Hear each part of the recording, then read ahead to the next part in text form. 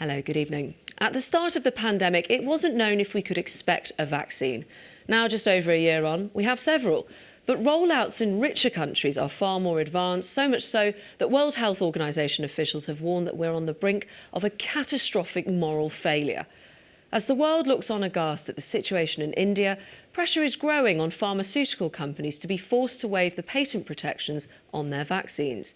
India and South Africa are part of a group of countries who have been arguing they need to be able to make their own vaccines without getting a licence first. Many former political leaders have called for this, but such a consensus is distinctly lacking among present-day leaders, notably President Joe Biden.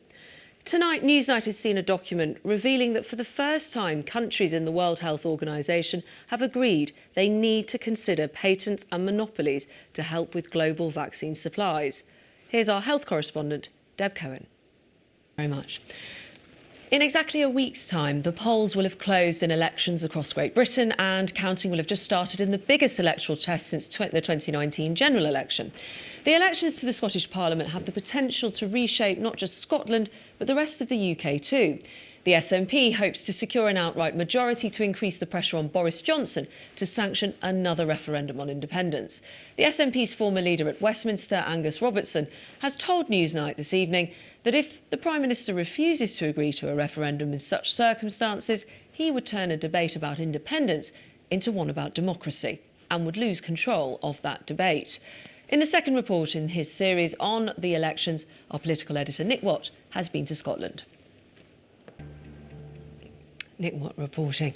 Now, the government announced cuts to the international aid budget at the end of last year, but it's only in the last few weeks that we've started to understand what those reductions will mean. Tonight, reports that the UK has cut aid to UN AIDS, which is the body tasked with achieving zero new HIV infections, by 80%. Yesterday, another UN agency warned of the devastating impact on women and girls in the developing world as the UK made another cut of 85%. And that was soon after a leaked government memo revealed funding for overseas water and sanitation projects would be cut by more than 80%.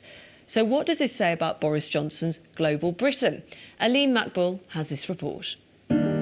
Quite a lot in there that you said, and obviously things have changed drastically since the manifesto, and I'm sure we're waiting also for the update of Labour's manifesto and some of the details around what you'll be spending money on. But Ian Birrell, to bring you in on this, I mean, your view on the strategy here, because I know you've looked in detail at times at how foreign aid has been, international aid has been dispersed. Can you see rhyme or reason for cutting, for instance, water or support for sanitation projects at the time of a global pandemic?